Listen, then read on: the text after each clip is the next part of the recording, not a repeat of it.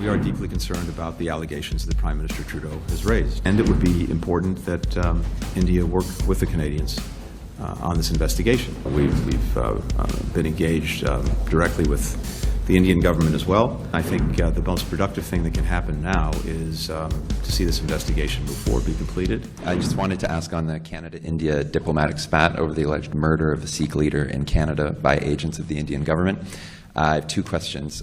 First, there's been reports that President Biden brought this issue up with Modi personally, and that a Five Eyes ally provided signals and human intelligence that formed the backbone of Trudeau's accusations in Parliament earlier this week. I'm just wondering, can you tell us anything more about U.S. engagement with Canada on this issue and ongoing U.S. engagement with India? As people have said, spokespeople from the NSC have said, is ongoing. And second, in comments in New York yesterday, Trudeau framed Canada's pursuit of these allegations not just as a process of finding justice for a Canadian citizen who was murdered, but as part of a broader battle to defend the international rules-based order. And I'm just wondering, India is obviously a growing strategic partner of the U.S. How do these allegations square with India's desire to play an increasingly prominent role on the world stage? And if these allegations turn out to be true, doesn't that undermine the U.S. vision of India as a pillar of democratic values that can help counterbalance China in Asia? Thanks. Thanks, Ian. Let me say a few things about this. First, we are deeply concerned about the allegations that Prime Minister Trudeau has raised.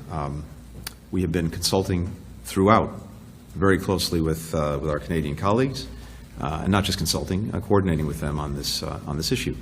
From our perspective, it is critical that the Canadian investigation proceed, and it would be important that India work with the Canadians on this investigation.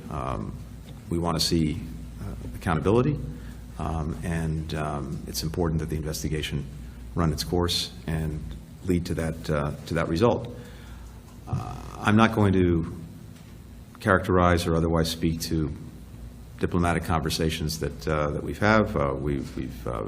been engaged directly with the Indian government as well.